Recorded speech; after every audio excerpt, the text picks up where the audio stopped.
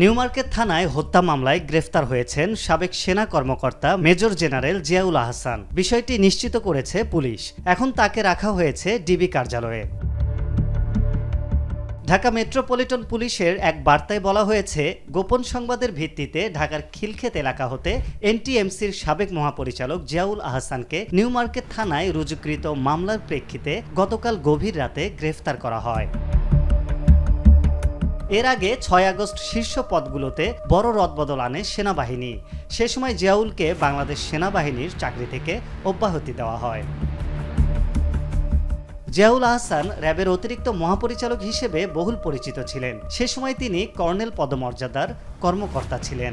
সেনাবাহিনীর এই কর্মকর্তা চাকরিচ্যুত হওয়ার আগ পর্যন্ত এনটিএমসির মহাপরিচালক হিসেবে দায়িত্ব পালন করছিলেন। ফোনে আড়িপাতা হয় বলে সরকারের এই সংস্থাটি বহুল পরিচিত।